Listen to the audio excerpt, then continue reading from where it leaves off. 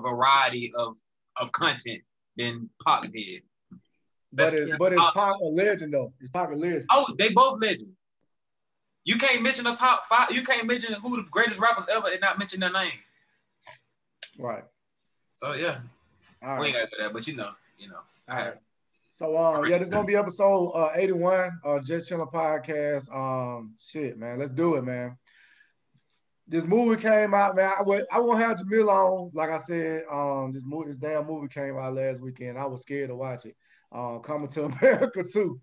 Coming to America, man. And I wasn't finna watch this damn movie, but guess what? Monday night, we didn't have shit to do, and we put this damn atrocity on, man. And oh my God, it was bad. It was, and I'm just gonna put it out there, and then y'all just react to it. How y'all react to it? It was the most cringiest movie of the year by far. It was. Congratulations, Eddie Murphy. He had the cringiest movie of the year. It was a bad movie. Man, I'm gonna start out with the damn musical performances in the movie. It had nothing to do with the last. Okay, I'm looking at it from a fan of the first movie. Okay. There was no musical performances besides Sexual Chocolate in there. So now we got, and even the music performances that was in the movie were dated. Like this ain't even 2000s era music. So no, but you know that was specifically for that because those were the acts that was popping in the 80s. That's what I interpreted as the acts that they picked up. They Salt and Pepper. That nostalgia wasn't needed there. That nostalgia wasn't needed there. I ain't gonna argue. It wasn't needed there. This is one of the main reasons why I hate sequels. I hate sequels. I feel like, especially some movies don't even need a sequel. Like, I don't know if y'all ever seen Ex Machina, but if you haven't seen it, go check it out. That movie do not need a sequel. Like, I feel like if you did anything in that movie, it would take away from it. Take away from whatever, the first movie offered. I feel like the same thing here. What you said, Rashid, the premise sucked? Yeah, it was the premise for me. It started, and I don't think this, I'm not like Miguel, I don't think this like the absolute worst I've ever seen, because I've watched Undercover Brother too, and that shit was horrendous. That was the worst thing I ever seen, laid my eyes on. I don't know why they do that. Well, I got evidence here for Coming to America. I just have I love Michael Jenkins. I got exhibit A through Z right here. Did you see Undercover Brother 2? Did you see that? It's no way you think that this. Nah. Why? If you watch, I didn't watch 2. They made a sequel to Undercover Brother. Yes, if you watch this, you will feel so much different about Coming to America. No, I'm not gonna feel different about Coming to America. I promise you will. But look, check this out. See, this is the problem for me. Okay, so the whole premise of, as a fan of the first movie. I know I'm a lot younger than y'all, so I wasn't there when it dropped. So, but I watched this movie 1,000,000 and one time. I wasn't there when it dropped. But I'm saying you were closer than I would, think to be. I got you. I'm just been fucking with you. I look at it like this. Okay, so watching that movie, first of all, trying to understand how did he even have this boy, this child, was like the problem for me, because he had went there. His whole thing was he didn't want the woman that they had, set up for him while he was in Zamunda, and so he was going there to meet, and he wasn't really interested from my perspective of watching it. And all the rest of the women, he found that one woman. So to just throw that one night stand is kind of crazy to me. And and then it's him being still in Queens. Like, why didn't the boy move? Like, why? It's just so many questions I felt that the premise. And the thing about it too is, I'm not mad at the sequel. Okay, you could have made this movie so good. You could have really made this movie really good. You could have made the boy work at a McDowell's. Why he got to be doing street scalpel shit? That would have been funny as hell if just come to find out the boy work at McDowell's too. Yes. The hairdo on the boy. I mean, come on, man. Like, what year is this movie taking place? But I think that would have been more predictable, though. I don't think he wanted it to be so predictable. Like, oh wow, he got a son that worked at McDowell's. Like, People would have thought. I'm just saying it would have been funny. I feel like we was in the movie, people would have laughed. They could have made it a little funny if he worked there because he have a hard time finding his son, and then the boy work at McDonald's. He says that made it more predictable. Well, I could tell you this exactly how this movie was gonna go from the beginning. Because I feel like a lot of times America now has become to the point where I think we're a little too politically correct, and I think they did a horrible job every time when they modernize different things. Like, a lot of the cartoons, they want to make people gender neutral. A lot of the stuff, I just think this should be pointless. And so for them to go and now it's like, oh, you got to have a son to run the heir of the throne, and I'm like, that's how it goes. And like now, what y'all finna do? Y'all finna make it seem y'all finna go like. Y'all finna modernize something that wasn't necessarily, to me, meant to be modernized. Kind of in a sense. I think they pushed that agenda a little too much with this one. Like now he don't want to do this. I just feel like they could have done this better. I'm not mad. And listen, I'm gonna let Mila, Shy, you ain't saying nothing yet. Y'all can. No, I'm just waiting for my turn. Yeah. I'm definitely going towards this. Mila, because you seem like I definitely wanted to get somebody on. It was hard to find somebody who actually liked the movie. Now, Mila, if you like the movie, stick by it. If you like, I liked it. I loved it. That's what I wanted. That's what I wanted. I love it. Because I hated the movie and you loved it. So. Bam, we got an episode. Look, I done watched it twice. You watched it twice. I don't. So, this is great. This is what I wanted right here. Tell us what you like about the movie. I like the way he got all these characters. It's jam-packed with different characters. It's jam-packed with characters in it, like stars in it, like just. Every time a scene come up, it's a A-list star up there. Like, it ain't like he got just people that's boring that you don't really want to watch. He got funny people in it. He had Michael Blackston. Yeah, I did like that. You know what I'm saying? And that's what hold on, I'm gonna agree with you on that one because I wasn't mad at a lot of people was mad at Leslie Jones. I think she did a good job in that movie. She did a good job. Wesley Snipes, I think he did a good job in the movie. I mean, he did a for good what job. It was. Right. And Rashad don't like it. So Rashad, what you got, man? Oh no, listen. All right. I don't hate the movie, y'all. I don't hate the movie. I hate the movie. All right, you know what? Okay, I'm gonna put it like this. I'm gonna put it like this here. Watching this movie is like going to see your 6-year-old son in a play at school. The play is trash, it's garbage. You can't wait to get home. But because your son is in the play, it's like, right. All right, I can't shit on this because somebody I love is in this and they put a lot of effort into this. So that's how I feel about Coming to America too, man. I feel like, you know what I'm saying? The movie was trash, but I love Eddie Murphy. He's my favorite comedic actor. I love everybody that's in the movie. And I feel like it was a real attempt to make something special. But I think where it fell short was that it followed the same thing as I Got the Hookup Too, if you ever seen that. All right. Okay. Just like I Got the Hookup Too, they depended on the comedians being the comedians to make it funny. But when you do a movie, it's got to have structure. It's got to have a story. And then you make the comedic actors do what they do to bring that story to life. But if you just put in, you know, Eddie, Arsenio, like the funniest people in the room and say, okay, do your best funny shit. It's going to be corny because they're going to try to outdo each other. And then with that, it's going to get lost. It's going to get lost in the sauce. You know what I mean? So did I hate this movie? Nah, but I didn't like it. But at the same time, what's the name? Jamila, yo, if you love it, cool, because I love Eddie. I'm glad you on the show. That makes me even more happy.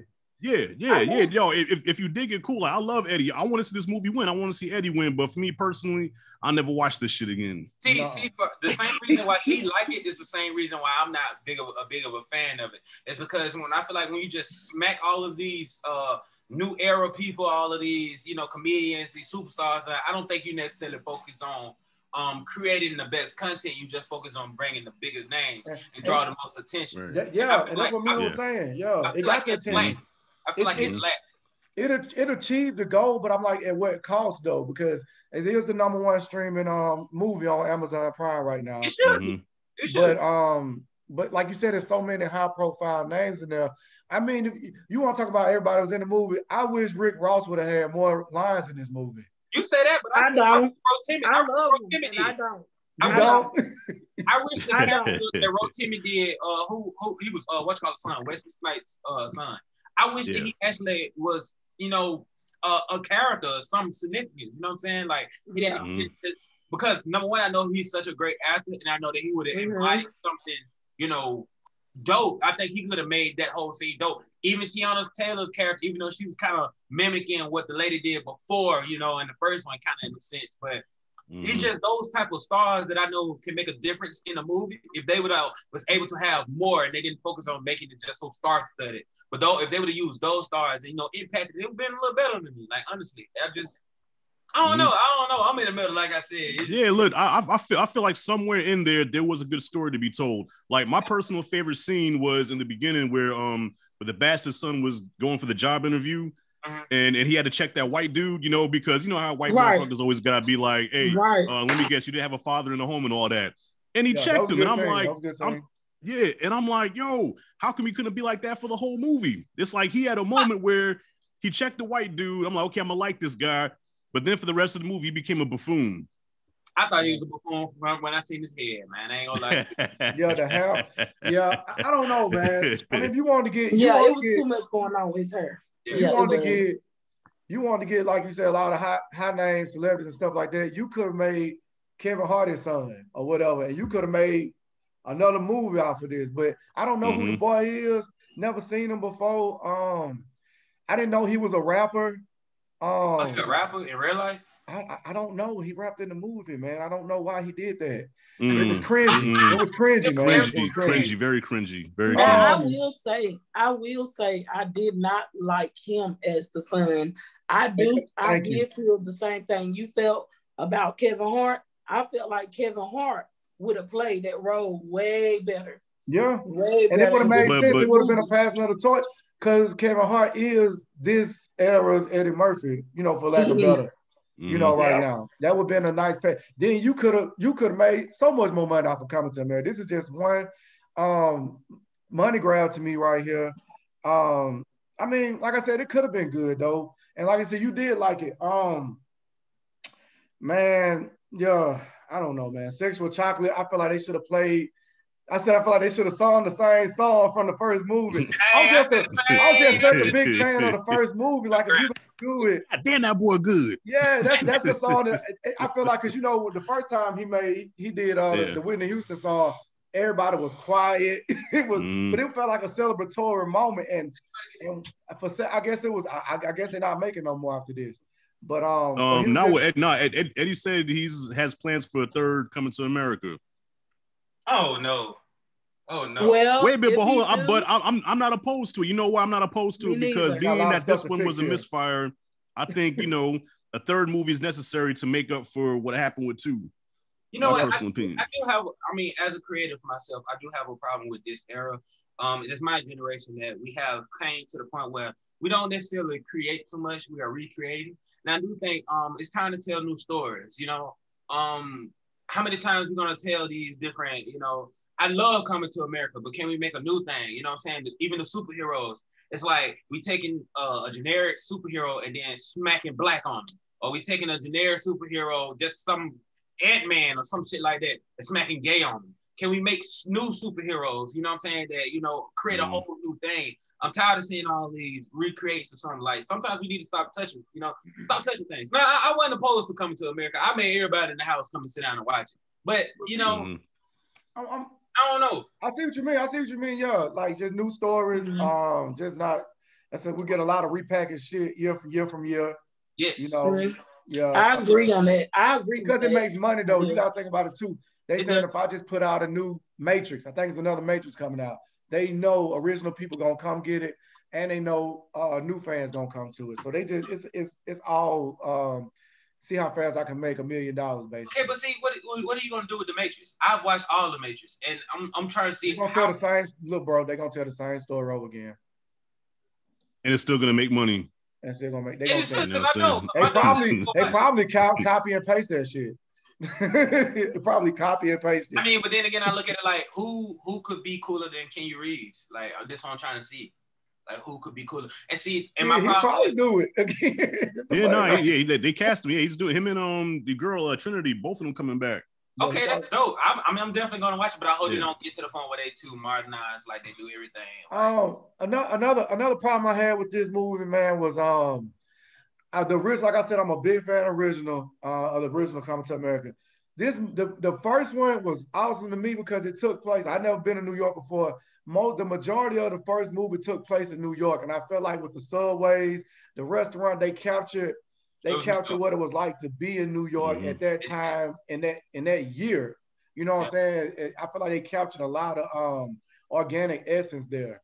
For the whole movie, I think they might have spent 5 or 10 minutes in New York in this movie. Like I feel like that would have, if they would have spent just a little more time in New York than they did, that would have helped out. I felt like also that this whole movie took place in the royal living room. Yeah, that was Rick Ross. That was Rick Ross' house. Huh? That was Rick Ross' house. I feel like the whole movie took place in his house. Yeah. And it didn't need to do that. Not for a movie as iconic as this.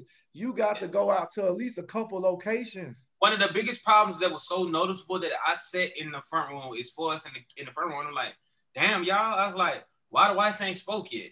Like, I noticed that. Thank you.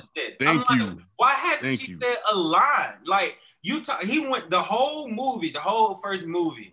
You went out your way to find this woman because you didn't like what you was giving, and you telling me in the next time in a couple of years y'all ain't got nothing to say to each other. Like, where's the intimacy? It lacks so much because I think a lot of stuff I think like I said, we modernize too much stuff instead of I care about that type of stuff. I like watching like Bad Boys Forever. I love that movie because I can see. I can still see the brotherhood in it. I like, even as a young man, to see the relationship grow. You can tell it feels real to me. Their relationship did not feel like a relationship. Like they was really together for real. Like it did. And hold on, I don't want to bet everybody looked good in this movie because I seen a meme saying, this black don't crack the movie. Everybody was fine in this movie. Everybody aged well. Everybody looked good. Everybody looked healthy. Definitely, man, definitely. But that had nothing to do with the writing, man, of this movie. Yeah. These people do look good. They are awesome. So it's the writing for you. It's the writing for you. Yeah, I feel like I feel like if me and you got together, made this movie, we would have to use the first movie as some reference material. I honestly felt like the barbershop guys could have got at least 2 more scenes because I honestly laughed when they scene came up, and I honestly laughed when the daddy told Eddie Murphy, "I'm fixing to die now." Oh, wait, okay. Let's get on that. Let's get on that, man. That is the scene. That's the scene that lost me, man. Because first of all, he says, I need a funeral while I'm still alive, and I'm like, okay, that's different. They had the man in the casket. He's living. He's watching Salt and Pepper perform in Vogue, and then Gladys Knight comes and sings, and then, like you said, he's like, okay, Akeem, I will die now. I mean, I said, who the hell dies at will like that? I didn't know we had that power to die at will. I know. Right. Listen, yes, I'm not going to lie to you. That was probably one of the weirdest things in that movie. I know a couple of older people that have passed away, and every time I've seen this older person pass away, they know when they're about to die. Like, it's over. You experienced it. Like, yes, I've seen my great grandmother knew she was about to die. I've seen people know, like when they're about to die, they absolutely know. Like when they're of that old age. So I wasn't even mad at that. I actually thought it was kind of so that's actually possible. That's actually possible. To me, I've seen it. I've seen older people. My mom's a nurse. My mom was like, she'll tell you this stuff. And I was like, oh, this is so funny. But I was like, I mean, that could happen though. Like, because older people, they know, like they be knowing they're finna die. And I was like, that's crazy. Like, he was actually funny. I just learned something. He did a good job. I wasn't mad at the daddy either, man, because he did a good job. He was getting on his son about not having no daughters and stuff. I thought that was funny. And called him soft. Called him soft, yeah. It has some high points to it, man. But another one I was gonna bring up too was the fact that we had this whole big movie, and at the end, the boy didn't even get the damn kingdom at the end. So what the hell did I spend 2 hours of my life for? Y'all didn't see that coming. Yeah, no, okay. We saw it coming, but here's the thing. I did. But here's the thing. Okay, we knew the daughter was going to take over. So one of my issues also was, why not focus more on the daughter character? So when the time comes, we when don't she even does know who take she over, is. we have more of a connection. We know she can fight. We know Right. she can fight. She's respectable to her parents. She's been training for this her whole life. We don't know anything else about this this daughter. Also, the son, the prince, his new girlfriend, they had one of the laziest written relationships I've seen in a while. They didn't go out on a date. He's in love with her. They didn't, he could have met her at a club or something. He met her in Rick Ross' house. Yes. He wanted to move her to Queens. You just met her, bro. I'm like, y'all just met. Like, y'all trying to give up y'all whole life already? Like, you don't even know. But it's people that do that though. Like I've been that whip before. I've been that whip before, so I can relate. Let's go. She need to go down in history for whipping on this prince. Then that's a historic moment right there. But for movie purposes though, y'all can't do me like that. Y'all gonna have to get yeah. If I'm sitting in the movies, y'all need them to go on a date. I need them to be, because the same thing happened. If you're gonna recreate the first, let them get into it like Eddie Murphy and Sherry Headley did in the movie, because they almost didn't make it. You know what I'm saying? In the first movie, right? Let's let him say something wrong or something and fuck it up for a while, for about 10 minutes. You can fix it later on. Because it happens to all of us. It happens. You're gonna say the wrong thing. You're gonna piss off. She'll piss you off. That happened, but their relationship was just so perfect. And as a married man, I mean, come on, man. I need something else. So I need y'all to have at least one argument in the movie. Tell me if I'm tripping, y'all. Was Eddie not a bitch in this movie? Yeah. The character of Akeem, and he what you mean by that? Booty too. He wanted. I didn't understand that scene with him and his wife. He wanted to get some. Why was that necessary? We could have left that out. Yeah. Well, Jamila, to answer your question, the reason why I think that, because if you go back and watch the first one, I know you say you can't compare it with the first one. Yeah, you can, because they took so much from the first movie. You can't help but, you know what I'm saying? But right. That's why the reason why I say that is because in the first movie, Akeem was a strong brother. He always stood up, right? Strong and meant what he said. Simba, you are going to work today. But in this one, he gets his ass whooped by his daughters.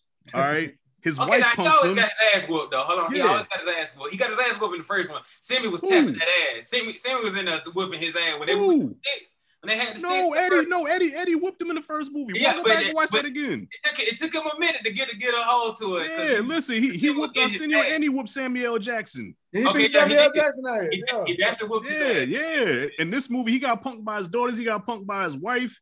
And you know what I'm saying? Like James Earl Jones said, he was like, you spoiled, man. I spoiled you and you're not as strong as me. And he wasn't, because the whole movie, he's still playing that fish out of water thing where 30 years, you figure his character would evolve by now. He's still the same way he was, but weaker from the first movie. That's why I say that. I feel like from an acting standpoint, this is the first time I ever will say this about Eddie Murphy. I felt like he was trying. I felt like watching him be this prince he was trying to be a prince instead of being a prince. I didn't feel like watching the first one. I felt like I was watching him trying to emulate a little too. Let me think of I don't know. Y'all don't probably watch, but like they have gotten to the point where they use the character Goku and they have took the structure out of him and they just kind of make him just kind of stupid, and like the basic stuff of him and kind of make him a little too quirky. Like he want to fight all the time. He don't have an actual good story anymore. And that's kind of how I felt watching Eddie Murphy play Prince Akeem again. And like I don't see him being aware of wildness. Okay, I'm watching him like you're not. He's not that nigga. Let's say he's not that nigga. Even Wesley Snipes came up there, with the pimp walk.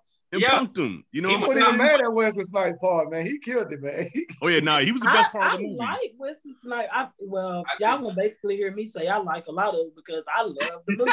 But I want you to talk about what you like about the movie. That's important. Okay, what do you actually love about the movie? What is it that you so connected with? Like that's important. Let us know.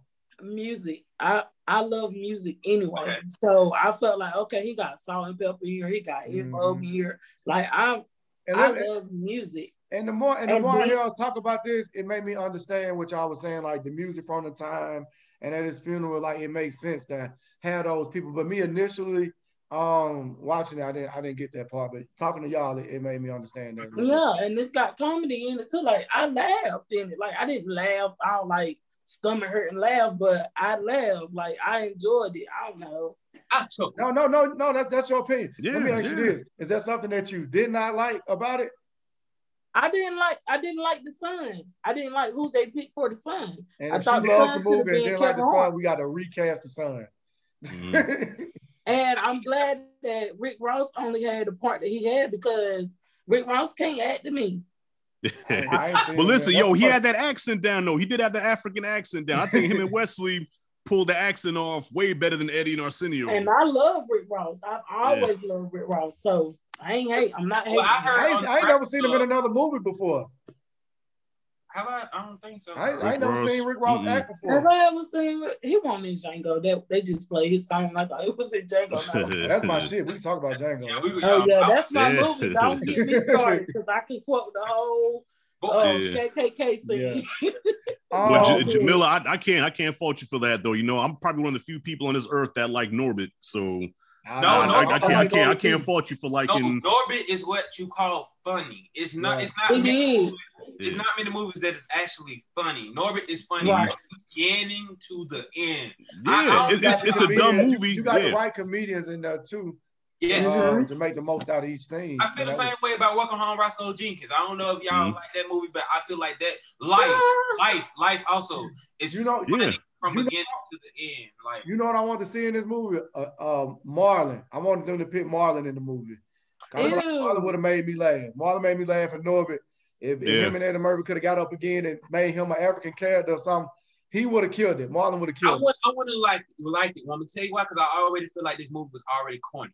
And so if you would, it was corny. I feel you agree with that, Mila? It was corny.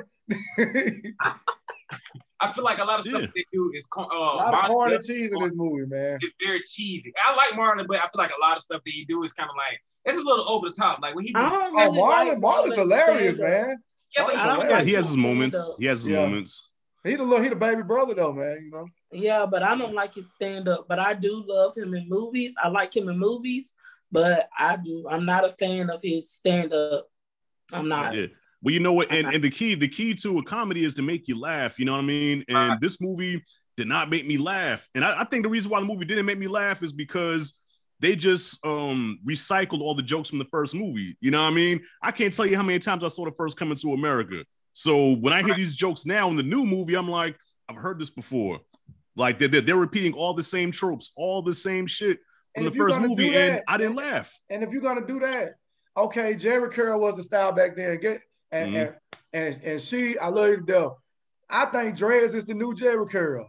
Make some soul glow for dreads and make a whole song about dreads, soul glow. Yeah. I would have been falling out my chair. You know what? Soul glow beeswax. I would have fell out my chair laughing. You should have been in that writing room because that right there just made me feel so much different just thinking of like, if they would have took that instead of it being Jerry Curl and they would have just added something else, like it would have made it a little bit more, and maybe like the Prince would have came to Queens and would have been like, wow, like this is the new thing, this is what the kids doing. Or maybe people wearing skinnier jeans. Like maybe if they would have modernized it in that type of way instead of modernizing it in the way of, you know, we gotta make sure that the women are pandered. We gotta make sure that it's just so much pandering that I feel like a lot of stuff that I just feel like I don't need that in some of the stuff. I feel like they just overdo a lot of things. Like what was the boyfriend that we needed a character like him in this movie? If y'all Daryl. Yeah, we needed a Daryl in this movie. We needed a Daryl, man. That was gonna take the Prince girlfriend away from him. We needed that. Yeah, she had to already have her boyfriend. And look, I gotta say this, y'all. Yo, Leslie Jones. Okay, I gotta speak on Leslie Jones. Y'all probably gonna disagree with me. Man, but you said. All right, man. Leslie Jones. Yo, first of all, man, respect to the sister, man. You know, I'm not one to talk bad about any black woman. All right, I just want to get that out there. But she got on my last fucking nerve in this movie, bro, because she was hood and ratchet through the whole thing. I'm like, all right, so if you take a Tiffany Haddish and put her in Girls Trip, right? I was just gonna say that. Tiffany Haddish in Girls Trip was hood and ratchet also, but there was a balance there where She knew when to turn it off and on. Where okay, now you see her, you know, she can be vulnerable, she can be, you know, good-hearted. You know what I'm saying? You root for a character. Leslie Jones was the same throughout the whole movie. Just she was that token black chick that you put in the white movie that the white director says do your best black shit. But instead, they took her out of that movie and put her in this movie and said, do your best black shit. And to me, the whole hood ratchet shit is outdated. It's okay to be hood, but I feel like there's got to be some balance there. She had no balance. She worked my last fucking nerve. Word, she did. I would say he right on everything he said. He felt strongly about that. But for me, I feel like she did just enough of the ratchet you know, hood girl shit. I feel like she did just enough of, but now Rashad, I mean, that's not, she went over. She went over. It's not funny no more though. It's kind of not. It's not. I mean, I felt like she did a little too much. You know, it was just a little too much. It's okay. We went and picked you up from the hood. All right, let's be taking you through this kingdom now. Now you here. It's nice. Okay, let's work on some. It'd be more funny if she was like, we gotta be bougie. We gotta be bougie for these people. It'll be more funny issues like that. That's how we are as black people. You know, when you go into a more fancy place, you know what I'm saying? You go like, well, you know, we gotta act proper. You know, you have that funny auntie or somebody that but she didn't look bad. Yeah, she was trying to still be ratchet. Like, and it was just too. But like you said though, that was Tiffany Haddish though, and I look at it like this. This is the same reason why I'm not big of Kevin Hart as an actor, because a lot of times I feel like Kevin Hart in the movie, he makes so much annoying shit that he annoys me watching him on screen. Like it's like watching a character of Kevin Hart to me. So that's why I'm there saying I don't think Kevin Hart would have saved this movie to me. And I think he would have saved it, bro. I know you don't believe it. I don't think so. It would have been more watchable. Because he annoys me watching him in movies a lot of times. Because he said because he would have been bringing in that new. He would have been bringing in that new wave with him, as if he would have became king or whatnot. Damn, his daughter would have been pissed off though. But still, he would have became king. Kevin Hart, that would have opened a lot of doors for this franchise. How could that happen? Huh? What you say? Is he gone? I'm breaking up. Wow. Yeah, I see me now. Breaking up. Oh, yeah, I hear you. Okay, yeah. And it would have been good to see Kevin Hart sitting in a big old chair, acting like he the king with his feet swinging. That's what I'm saying, Kevin. Kevin Hart's whole shtick is short jokes. You know, every movie you see him in, he makes fun of the fact that he's short. I'm like, okay, we get it. You're short. That's played out now. You know, every time you see him, you know, I'm small. So with that being said, you know, I'm like, come on, man. His sister is tall though. She would have been mad. This short dude, smaller than me, king. Yeah, she would have been mad about that. Oh yeah, Tracy Morgan. Yeah, I think Arsenio said at first Tracy Morgan was gonna be Eddie's son, but I'm like, they're too close in age. That wouldn't work. Yeah. That wouldn't have worked. I mean, but Tracy Morgan's funny. Actually, I thought he was funny in the movie. Yeah. Tracy Morgan can spend 5 minutes talking about eating a hot dog, and it's funny. You know. I just said that I ate some pork I really franks. had no problem with. I didn't. A lot of people, like I said in the movie, I didn't have a problem with a lot of people. It was like I said, it was just the structure of it, man. Like it was a cardboard house in the rain, man. It was just falling all over itself to me, man. Yeah. We can get off of the Coming to America. I think we murdered it enough, and Jamila saved it whenever she could. We murdered it enough. Rashid brought us something interesting before we even got started. You remember I said I wanted to get us in and out before Snowfall came on tonight. So Rashid, tell us your take on Snowfall. Oh no, I'm not big. I like Snowfall, but I don't like it as much as I like Power because I know it's because of Franklin. I don't think Franklin is a good enough character. I think Franklin doesn't lead the story. I don't think he doesn't. It's something missing with him. As I look at Power, even though that past probably season 4, it got very unrealistic. But if you look at the dynamics of a character, Ghost is the greatest character on TV, period, to me. The Wire is the greatest show that ever come. But if we break down who Ghost is, breakout of the smartness, the wittiness, the confidence, the man that Ghost was. It's no character that was ever. Now it's good to have flaws in the character because Ghost was damn near perfect. But his downfall to me was, you know, loving the love. Like, so Angela, I think, was a lot of times his downfall.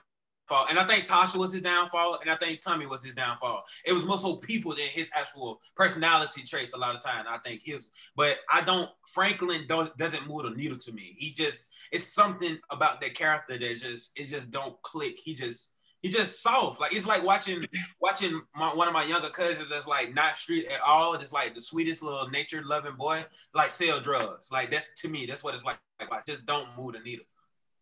He ain't street. He just.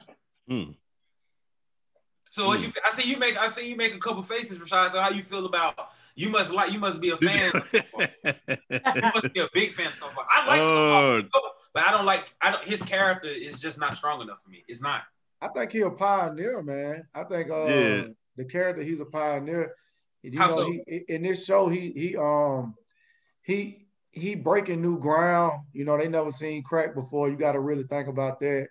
And yeah, he might be a timid dude to you, but the shit he doing and the money he making is unheard of, man, around where he's at and in the city and all that. I think they said it was like loosely based on Freeway Ricky Ross, it is. So it is, but Freeway, if you listen to, I watch Freeway interviews, and I'm a psych person. So, and I'm watching his behavior. He don't strike me as timid and as but that's out of the life though. That's out of the life though. You know, I'm gonna use the term scary. Franklin is scary to me. Like he's not. You thought he was scared when he went off on his homeboy in the car that time? What? Drive, motherfucker! That's the only thing that he's showing you any type of guts. Any type of time when the shit has hit the fan, Franklin has the weakest link. I think it's because he ain't killed nobody yet, have he? Just his homeboy Kevin. His homeboy Kevin he killed. Kevin, but he got a lot more life to live on. He did it yet. But you know, if I could compare Franklin to anybody, he's like another Walter White. You know what I'm saying? He's a mastermind. He's a strategist. You know what I'm saying? He's not the muscle. You know what I'm saying? So that's why he needs somebody like Leon and Uncle Jerome as muscle. You know what I'm saying? Because he's the brains. He's the brains of the operation. You know what I mean? He's gonna go to college. Yeah. But if you watch throughout the show, his character has evolved. Like, in the beginning, he was timid and scary, but you look at him now, like he's on his full gangster shit now. You know what I mean? No, he's not. Have you watching this season that's going on? Yeah. Do you see when the things hit the fan? How did he react? He tried. See, that's what happened when you take people that are intelligent and you try to make them street. See, he's scared. He's reacting out of fear.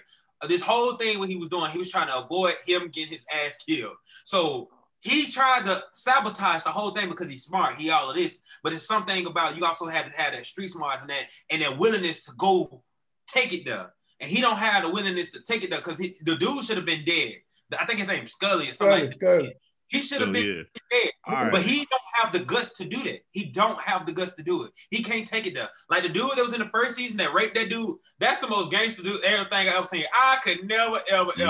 That shit bothered me. I'm serious. Seeing that with my eyes, I thought that was a gorilla. Like that's evil, what I saw. And that fucked with me in my real life for a week. Okay, but can I say this though? All right, now you gotta think. Snowfall started at 83. We're on 84 now. So, and you know, just playing devil's advocate here, Franklin is still a rookie. You know what I'm saying? He's less than a year into the drug game and already doing what he's doing. So you take somebody like Ghost, by the time we get to Power, Ghost already been in the game. He's a veteran. You know what I'm saying? Ghost is that nigga, you know, but I'm pretty sure Ghost's first year in the game, he was Franklin Saint. You know what I'm saying? I mean, give Franklin the same amount of time that you give Ghost, he'll be that guy. But nah, he's nowhere near the level of Ghost yet. This is Batman Year One type shit. You know what I'm saying? He's still a rookie. Give him time. He'll get there. Yeah. You know what I'm saying? Oh shit, did he freeze? Is he free? Oh, I thought he was listening to what I'm saying. Yeah. He probably disagreed and everything. No. But Franklin's a rookie, that's a good man. point. That's a good point. I feel like he's a pioneer. Like you said, he breaking new ground and stuff like that, man. Mm-hmm. A lot of this stuff is brand new. Maybe But his yeah, but video will come back, but I just wanted to hit that part. I also want to talk to Mila before we got up out of here, man. Your mm, videos, the way I found you, I don't know if we found each other on what's that? What's that? Oh, you on the Clubhouse. what's that? What is it? You talking to me? Yeah, I think I met you on Clubhouse. Yeah, Clubhouse. I ain't been on the damn app in so long, I forgot what the hell it's called. I haven't mm, either.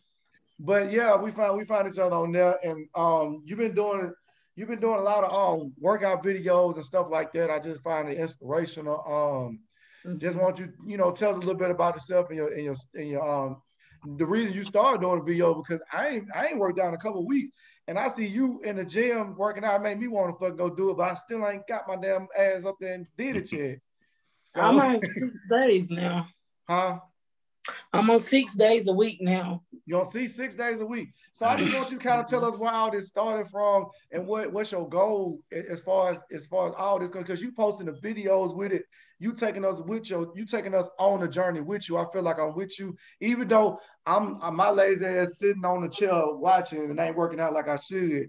But I feel like I'm still on the journey with you though. So just kind of just That's, tell us where you started at and what you want with the future and stuff. well, I started out because I had brain surgery in 2015. Yeah, 2015. I had brain surgery, and I've been like disabled for like 5 or 6 years now. So I really just been in the house, swole, and you know, watching different videos. I would for a long time I would just sit there and watch people on YouTube. I would watch people on Facebook work out and stuff like that. And I'm like, look, I'm about to get out this house. I'm about to do something. I'm a in my 2020 with working out. And I was looking up gyms or whatever. I found one. And then I went and signed up, got in contact with the trainer. They put me in contact with the trainer, which is John. And it's like I've been working out ever since. But the last health scare that drove me to start my weight loss journey is when I had to go in the hospital and they said that I had a blood clot in my lung. They did some blood work, and the next day they did some more blood work, and they couldn't find it. Like they was like, well, we can't find it. We don't know what happened. We don't know how it happened. Like my God family and everybody was praying for me, like from beginning to end. So I told myself, when I get out this hospital, I'm finna make a change. I gotta make a change. So from then on, I've been going to the gym every day. I first started out with like 2 days a week, I think. And then I worked my way up now to 6 days a week with my trainer. So it's been a journey. I have hit a lot of bumps in the road, a lot. It's not easy. It is not easy. But I tell myself every day, I'm gonna get up, I'm gonna go, I'm gonna do something, I'm gonna move around. I make like 3,000 excuses of why I don't want to get out of bed in the morning before I even get up. But then I look at the phone, I be like, dang, if I don't go today, that means I got to go 2 extra days, or I got to go the next day. I love it. I So love that mindset. eventually, You holding yourself accountable. eventually, I'm going. And I told myself when I first started, I said, you know what? I'm gonna record this. I'm gonna put it on Facebook, and I'm gonna let my Facebook friends and family help hold me accountable. So I started doing that. People started following me. I done started putting on Instagram, Snapchat, anywhere I could upload it. Then eventually my friend Dominique sent me an invite for Clubhouse. Got up there, started talking to people with businesses everywhere, because that's my goal, is to start my business this year. So just making all kind of connections on Clubhouse, man. And just a lot of my fan base or family base on Instagram is from Clubhouse. And everybody up there is just so encouraging. They always telling me, keep going. You going in, like you make me want to get up and go. I get like 30 to 40 messages from people just inboxing me on Facebook and Instagram, like in a day. They just talking about it, and they introverts. They don't, people don't really like talking like that or getting out in public. And they like, man, you really made me want to get up and do this. So yeah. No, you are Hey, inspiration. shout out to you for doing that, because you are inspiring people to do. I swear to God, I want to back it up just a little bit. I'm gonna show you how strong you are. Didn't you say that you had brain surgery? What caused you to have brain surgery to begin with, so you get off the surgery table and then making new goals like that? So what if this? I worked with somebody that had brain surgery last year. So I mean, how scary is that going to get brain surgery? It was very scary. When I went and got the brain surgery, I was 25 then. I'm 30 now. I was 25 when I went and had it. I had fluid. Well, I was working at Smithfield Packing, which is like they do pork chop, hams and stuff like that. And I was a crew leader running the line and everything. Just one day I started passing out and having back spasms and passing out everywhere. Didn't know what was wrong. So they found out that I had this fluid pressing against the back of my brain and my spine. And it caused me to lose my vision in my right eye. So I can't see out of my right eye. But to this day? To this day. Yeah, I can't see out of it. But you would never know, because I function like, No, that's true. I didn't know until you just said it. All the blessings that God has gave me, I'm not going to sit around and say, oh, I only got one eye, or I can't do this, or I can't do that. No, I'm not going to do that, because I'm telling you, when he brought me out of the brain surgery. You know what I'm saying? He brought me from being homeless on the streets. He brought me from being underage drinker, getting locked up out here in these streets, hanging out with the wrong people. He brought me through all of that.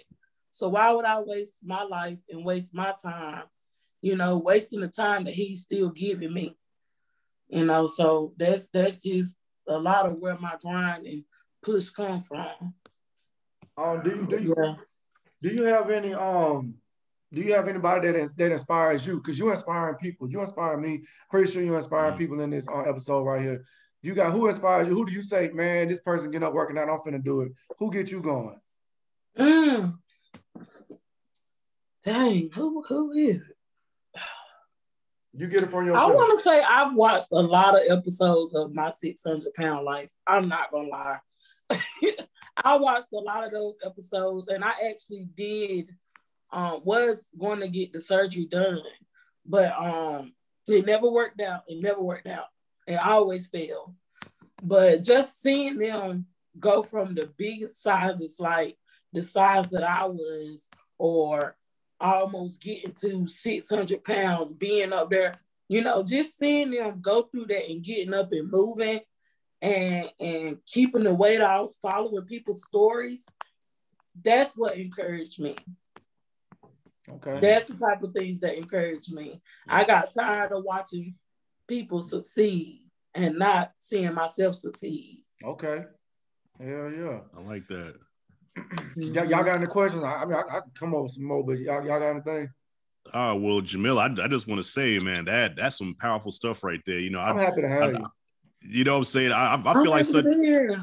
Yeah, I feel like such a chump right now, because I find excuses not to work out every day, and and to hear your story and what you went through. Excuse my language, but I feel like a pussy after hearing that story. Like, man, I gotta get my stuff together, man. To go through what you went through, man, that's inspiring. And yeah, I gotta look you up on Instagram and everything. You know what I'm saying? I definitely want to follow you, because yeah, we need that. We need a lot of that right now. And these times that we're in right now, we need as much inspiration and motivation as we can get. So, sister, salute to you.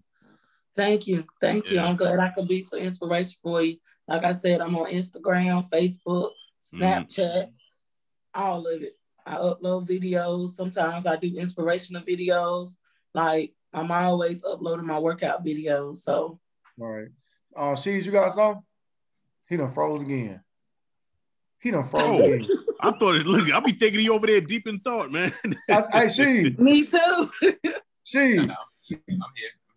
Okay. I said that you had. Did you have any thing for? You had any question for Mila? Nah, every time she get into it, then I go, I don't know what's going on today. I got a lot of people in the house today, so I guess they be messing up the Wi-Fi. Nah, that's cool, man. You back? It was just so interesting for me to see. Not one, like I said, I wanted to, just give you your kudos because, like I said, anytime you're doing something like that, people are looking at you and you are inspiring them.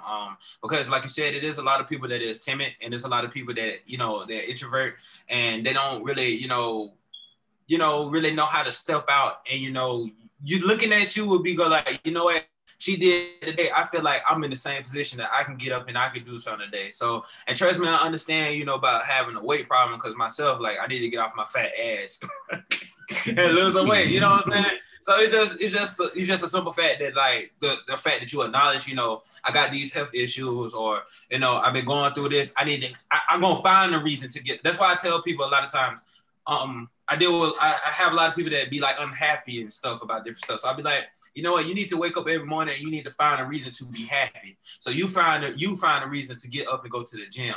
And sometimes you have to do that when it comes to different things in your life. So kudos to you that you find a reason to get up out your bed. You know what I'm saying? So very kudos. And I don't think you're the only person that deal with that. That fight to get out of bed. I think a lot of people deal with that on different days. Mm-hmm. I may deal with it on certain days, just whatever's going on. And that was another question I wanted to ask too. That like I said, I get into a workout regimen. I got a lot of I think she done been here. I got weights and shit like that here. But sometimes life will start happening, and before you know it, stuff going on in the house. I work, what I'm saying, all that type of stuff. Then I get off. I don't work out that day. I'm tired. We just gonna eat dinner. I'm gonna go to bed. I'm gonna watch Snowfall. I'm gonna watch TV. It seemed like before you know it, it turned into a snowball. So I just want to know how you deal with that. Okay, my phone went out. I make sure I get up early in the morning and go. I get up early in the morning. The days that I work out with my trainer, which is Mondays and Fridays, I meet him at 10 o'clock at the gym.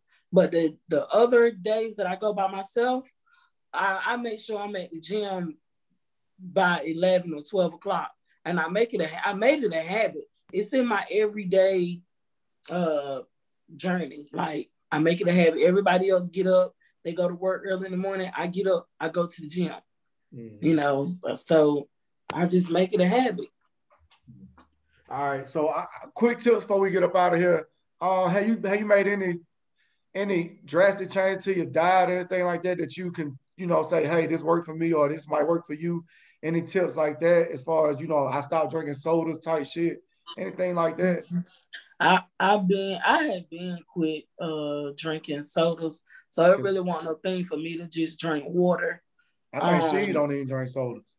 I didn't even buy them from the store. I stopped it. I just want to tell everybody that don't get into this journey and think that it's gonna be easy, because it's not. Mm-hmm. And the hardest part about it is just getting up and going to the gym.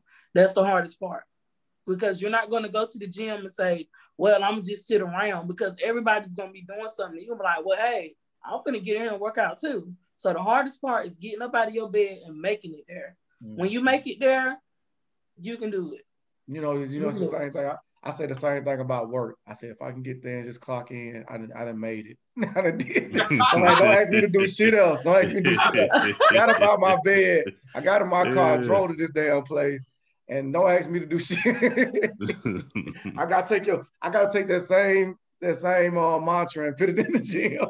Mm-hmm. Yeah. You do better than me. I got to do by breaks. I be like, okay, so break it this time. Okay, then this time. Okay, so I might be, if I can make it to this break, I might be able to make it to the next break, and I won't hate this place. That's how I had to do it. That's how I do when I'm on the treadmill or when I walk. I'm like, all right, I'm on the treadmill today. Okay, if I can make it to 5 minutes, I can make it to 10 minutes. If I can make it to 10, I can make it to 15. Yeah, all right. There you go. If I make it to 15, I'm about to get off. Good. I might need to adopt that shit for real. Yeah. I need to adopt that. When I try to do stuff like that, I think the biggest thing for me, it's the eating habits, because I feel wrong for going and starting to work out, and then I go home and just eat just fucking terrible. So I'm in a place where I want to change my actual lifestyle. So, and by that I mean my diet. So I had went vegan for a while. And it's a lot, and I had accompanied with the vegan thing because it's a lot of shit that I just don't believe in. I don't give a damn about eating. I don't eat chicken and stuff like that, but I don't give a damn about eating eggs. I'm gonna eat my eggs because I just like, you know what I'm saying? You don't get protein out of when you're being vegan, so you have to actually take proteins and stuff like that. So I was like, I'll just eat some eggs or something. Or I'll take some protein because it don't make me no difference. I don't give a damn about that. They don't care. They don't want animals processed or whatever. I don't care about that. I just want to live a healthier lifestyle. I don't want to go eat burgers every day. So I was a person that used to eat about burgers, some type of ground beef every day. And when you stop eating that stuff, you feel how different your body feels. Certain foods is very heavy. It's heavy on you. And so like it was a time when I was a kid when my grandma would cook rice, English peas, and like some pork chops and stuff. And I used to be so like, damn, why she cooking that? But like now, as a young adult, it's like I cherish the rice and English peas because it's like that food is lighter than going spaghetti or a hamburgers and French fries, sloppy Joe. Like all of that stuff is it clogs you up and you feel it. When you start to eat a little bit more cleaner, it feels a lot better. So for me, I think the start is always going to be, changing the diet. And then the next thing is, to get in the gym and be more active. Because I'm the type of person, once I get more active, the weight comes off anyways. But the eating habits, I feel like you're doing yourself a disjustice for you to be working out and you're not changing your eating habits. So that's a big part of losing weight, and is eating. You gotta eat because when we were growing up, everybody say, "Oh, don't eat this, don't eat so much. You're gonna get fat. Don't eat so much." That's not true. My trainer tell you right now, you gotta eat. Yep. You gotta eat. Don't come to the gym if you ain't ate nothing. Right. I want to add something to that also. I think what also helps, you probably can't tell by looking at me, but I used to be in shape at one time, and what helped me was visualization. You know what I'm saying? Like I saw how I wanted to look. You know what I'm saying? Like I put a picture in my mind what I want to look like, and it's like I couldn't stop until I got to that goal. And I'm pretty sure y'all can contest to this. Is that once you first start seeing results, like okay, when you fat, and then all of a sudden you see an ab coming in, you see a little bit of definition, and you're like, holy shit, I'm starting to see some results here. And once you see those results for the first time, it gets addicting, and it's like you can't stop after that. You know what I mean? Because at one point, man, I lost. Let me see. I went from 250 to 205 in like 4 months. Because I was doing the P90X and the Insanity. I was doing the Beachbody workouts. So listen, when once all that came off, you couldn't keep a shirt on me. I was going to the mailbox. Man, just flexing for no reason. But that's because I visualized how I wanted to look, man. And about 250. I'm trying to get to 250. I ain't trying to go. The lowest I want to be is 230. I want to be in my two. I don't know. I might want to be a cool 225. I don't want to be skinny. Maybe no. I don't want to be 225. Maybe about 200. Maybe 175, 200. That's why I wanted to ask you what your goals were. Yeah, we just got to that. Yeah, I want to. That's where I really want to go get to, like 175 or 200, because I'm 5'4". I'm not tall at all. I'm short, so I'm wide. I'm short and wide. But that's my little goal right there. But I really don't have a goal, like definite goal. I just know that I want to lose the weight. I want to get off the medications that I'm on. You know what I'm saying? Like that's what I want. That's really my goal. Oh, and to touch back on the drinking part when you was talking about drinking sodas and stuff. I do drink green tea. This is like a plain green tea. I do drink the green tea. I don't know if you can see it. Okay, yeah, you can see it. Yeah. And I drink if I want something like soda, sometimes I'll get diet ginger ale. A lot of people don't like ginger ale, but I love ginger ale. So I'll get like diet ginger ale or something like that and space it out. But I'm not too crazy about sodas and stuff like that. I don't even buy them or juice. I haven't drinking one since 2011. But then again, when you put one habit down, then you pick up another one. So I went from drinking the soda to drinking so much juice, and I'm like, you drinking a shit ton of sugar. So it ain't like you made a you know what I'm saying? But it was one point where I was like, I looked at the scale and I was like, damn, 400 pounds. Like I was 397. I was like, whoa. I had never been. But see, you know, dealing with quarantine, you know, didn't have a job at the time. You just sitting around and you like, you're not even paying attention. And then we start doing a little things. You're like, whoa, my body ain't, you know, responding. Saying I'm too young, you know, right. Something like that. So, you know, in between, I had got a new job, so I went from 400 to 350 in a matter of 3 months. But that was really just the job I was at. It was constant, rigorous. I could always do something, but I had let myself get so big because we just casually sitting around doing nothing because of the quarantine and everything.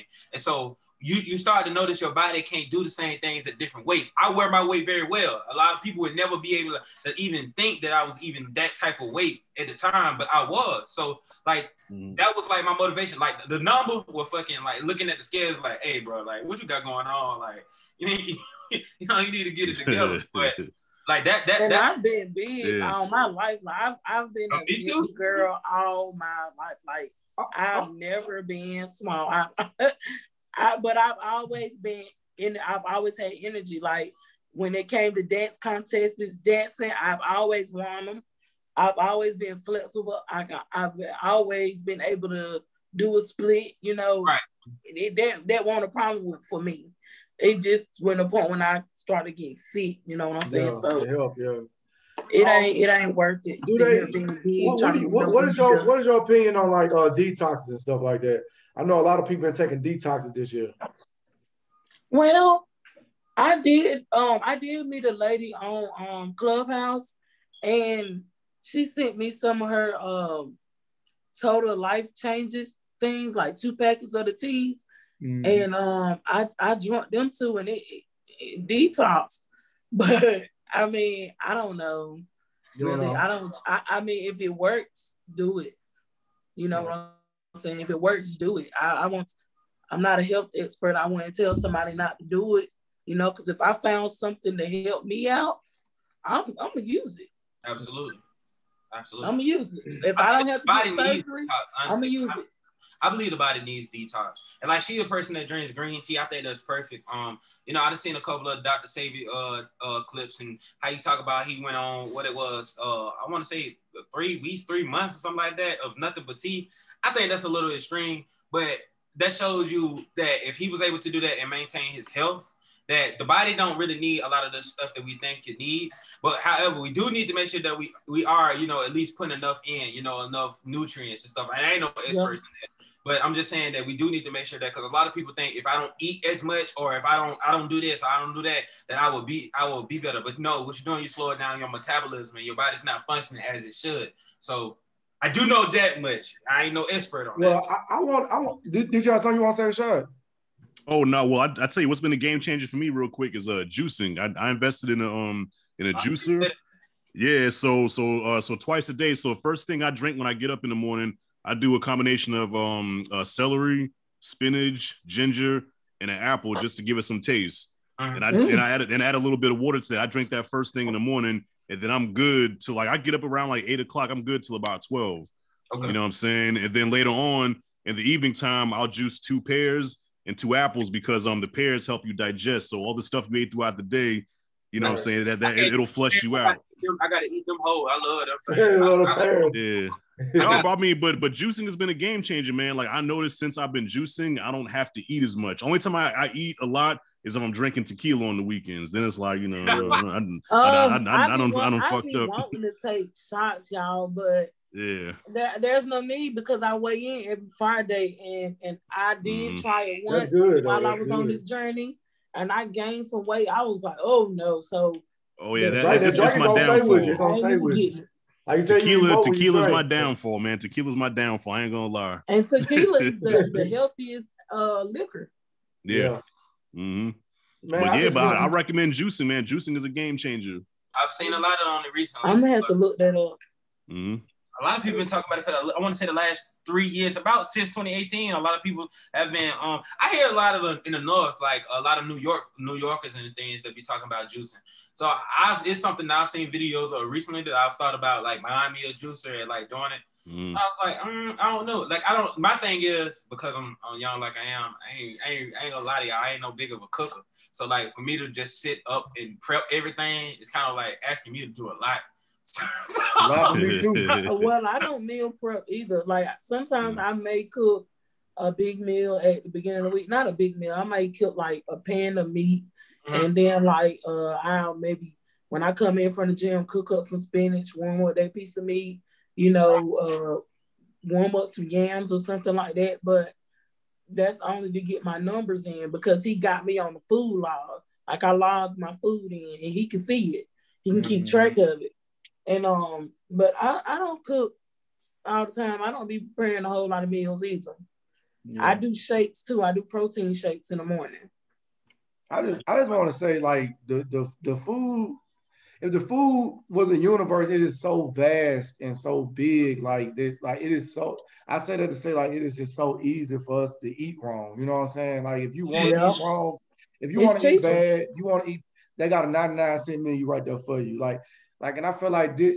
I don't know, man. I just feel like it's just so easy. Like I said, I just leave it at that. It's just so easy for, you know, you to go eat wrong if you want to. And, you know, I don't know why that is. That could be a political type of thing. But no, that's true because I used to be on I'm still am on a fixed income. But I take out a certain amount of money a month and pay for the healthy food because I know if I just go buy the fast food and stuff like that, you know, my body's gonna break down. They waiting for you. Do it. It ain't even. I'd rather pay for it. Simply, I don't want to get up and cook every day. It's simply that I would eat better if I had some like a chef or something like that. Already prepared. I would eat. If they had a place that I can go to because I'm a type person. I ain't got off work. I'm tired. It's not even that I'm just so. Sometimes I'm not even physically. I'm mentally drained. I want to go sit down and relax. And I want to eat the quickest way that I can because I probably haven't eaten much all day. Because I probably just like a little snack at work. So the problem with a person like me is that the bad food is very accessible. When I go outside my house, it's Chick-fil-A, it's your Taco Bell. It's you basically go guide mode when it comes to food. Like if you want to eat, you basically a guide, man. You can go have whatever. If I want to go to Chick-fil-A, if I want to go to Burger King, if I want to go to Taco Bell, I can do that in consecutive order because I got the money to buy these things. Like it is just so accessible. Oh, you can be extreme like me. You can be extreme. I can go home and eat all 3 of those bags if I want to. You can do DoorDash. I can get it back to my house, That's what type of extreme level I'm on. I'll be like, you know what? I don't even want to wait in line. Yeah. What about those Well, I mean, what about those food delivery services like Freshly and there's another one. I tried Purple Carrot. They don't deliver where I stay at. They deliver where I stay at. They deliver. Here's the thing about the Purple Carrot. Everything has to be cooked. Everything is fresh. Everything has to be. It's different type of stuff that I've never seen in my life. And like I said, I'm 23 years old. A person ain't never really cooked. You know, I'm just like a college student. So like, I'm not really in there, you know, cutting and this and all that. So that became that whole, what it was, I think a month and a half that I was paying for that subscription, that became a waste of my money because all of it's doing is the food is sitting in my refrigerator because I don't feel like cooking it on this day or this day. And I'm tired because I'm working overnight, you know, at the time. And it just was a waste of money. If I can get the stuff already prepared, and I can just pop it in the microwave or I can get it, you know, something like that, it'll work better for me than, you know, my whole thing is accessibility. So it kind of make it kind of bad for me. This is what I'm saying though, and I'm just gonna go Joe Rogan for a minute, man, because I watch Joe Rogan a lot. But like just 50, maybe, well, I'd say it's 2021 now. I say by maybe 60, 70 years ago, we are that far removed from having to grow our own shit. You know, shit way back in the day, you used to have to have you a farm in the backyard. You used to have to, you know, make your food fresh as you can because that's pretty much how you was gonna eat that day. You had to have a pepper field, you had to have a potato field, tomato, okra. You got people down here in the South still go grow okra and they own tomatoes and stuff like that because it really is in our genetic makeup to be to fucking feel sometimes, to do our own, make our own food. That's pretty much the best food for you. But it seemed like, and they need to do a documentary on it. Might be already one out there, you know, with the whole what does that mean when they put it in the box for you, box made food, condensed type food? That shit started like in the 60s or whatever, where they used to process food for everything, man. It took us from making our own food, from having our own farms, until where we at now. Like you said, I can just go to Chick-fil-A, Taco Bell, and Burger King on the way home. I don't need a garden in my backyard. And it'd be so good too. And it'd be so good too. Yeah. Shit. It's creepy, man. It's creepy. It's creepy, man, because like I said, it just takes 60, 70 years, boom, you ain't got a farm no more. And we might need to. Exactly. I'm thinking about I need to go grow some shit. While the weather getting warm again. Right, I need to get me a green thumb. Yeah.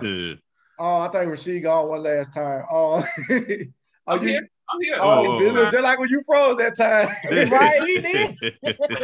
Oh, listen, I'm gonna get, like I said, first of all, Jamila, your inspiration. Like I said, keep doing what you're doing. We love you. We want you to keep doing it. I'm gonna keep up with you. You inspire me. You're inspiring everybody. Appreciate you, Rashad G. Reviews on YouTube. Man, what you got coming, man? Snowfall. After it drops, I'm gonna drop the video tomorrow. Right. Rasheed, y'all got kind of like the same name, though. I said, Rasheed, what you got coming? Oh, well, a lot of stuff. Got more content. What's the next thing up, man? What's the next episode? We shooting all in the mix in the next 2 weeks. So got more videos and then more episodes. So I started my own little vlog, a little thing. So I love it, man. We just keeping up, enough content, to continue to build, and every month we're gonna have something dropping. So that's all. It's gonna be constant work. That's basically what I can say. And then Sunday. So where can I find you at though, man? Oh, his music fire, Rashad. Anywhere. Okay. You can find me on Instagram at Big Jerper, but my stage name is Metrical Fertility. I have to fill that out for y'all because I know that'd be. I can link everybody up, and I can link everybody up. Yeah. Man, he a great artist, man, for real. Great young artist. Before we get out of here though, ghost stories. Remember that we talked about that Mila. What's that? Oh my goodness! And I've been trying to ask people what is ghost story? What's that? What's that? You have any of y'all ever encountered a ghost before? Or can you speak of that you have seen a ghost? I've never seen a ghost, but I was thinking you was gonna talk about like paranormal activity or something. Yeah, that's what I was saying. But I was saying, have you ever seen a ghost before? Well, I don't know if it was quite a ghost, but I don't know if you ever had where you're sleeping and it's like your body, like it's like but your mind is still awake, and it's like I felt a presence. Like I couldn't see the motherfucker, but sleep paralysis, but it's like I felt somebody there. You know what I'm saying? Like I could see the outline of the whatever it was, but I couldn't see the motherfucker, but I knew he was there. That's probably as close to a ghost as I can think of. Yeah, where I couldn't move. That same thing happened to me when I was little, yo, for real. I was in the room, sleep, like you said, in that sleep paralysis, and it was a big man, like a dark figure, standing at the door. Like I couldn't move. I couldn't, like my eyes was open. I couldn't do nothing. But the figure was standing at the wall. Like, damn. Scary stuff. What's your ghost story? You had an encounter with ghosts? No, I've never had an encounter of ghosts. I don't even know if I actually believe in the term ghost. Is a ghost and a spirit the same? Yeah. I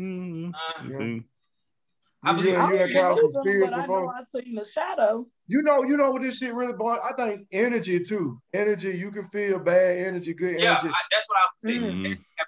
Good. That could be somebody can have a bad energy or good energy. You can normally feel something like that. But I was just talking about like I was in the house one day and someone ran upstairs and nobody was upstairs. Type shit. I've never encountered that. Nah. No. That sleep paralysis shit. That's some real shit, y'all. You watching this? Oh no, I experienced it. I thought I was fucking dead, and I was like, I had to be probably about 14 or 15 years old, and I remember being in the bed, and I remember hearing my mom walking around the house, and I remember I wanted to say something, I wanted to move, and I wanted to say something to her, but I could not move, and I thought I was dead, And I remember when I finally was able to wake up and I was able to move and walk, and I went to my mom. I was like, "Mama, I thought I was dead. I could hear everything. It's like I could almost see everything, but I could not move." And it scared the shit out of me because I didn't know what that was. Why would I just randomly go through that? I thought I was dead. Like I just, it's real. Sleep paralysis is very real. I done had a dream that had, you know, I think we all probably had a dream with a dead loved one in it before that. Felt really real. I had a lot with my mom. Yeah, I have with my mom. Like, it was a couple of times I felt like, you know, I was really right there talking to her. You know, I know she gone, but you felt real. It felt real though. Yeah. It felt weird. I mean, it felt real. Like she was there. Yeah. Like I woke up crying and everything. Oh yeah. Like, have you ever woke up crying from your dream, like, or in the emotion that you was in your dream? Oh yeah. Well, yeah, I mean, but most of the time, I don't know why I'm like this, but my dreams are so vivid and like, look, I be in the dream, I be like, bro, this is a dream, and then something else, I be like, yeah, I do this is a dream. I'm gonna wake up in a second. I be talking to myself in my dream, like my mind be that, it be that, you know, I guess conscious of what's going on. I be like, this is a dream, dude. Like, come on. I have had some dreams where I was like, damn, like that was a dream. That's crazy. It felt real. Yeah. All right, well, shit, man. I appreciate y'all. I'm gonna go ahead and start the recording, man.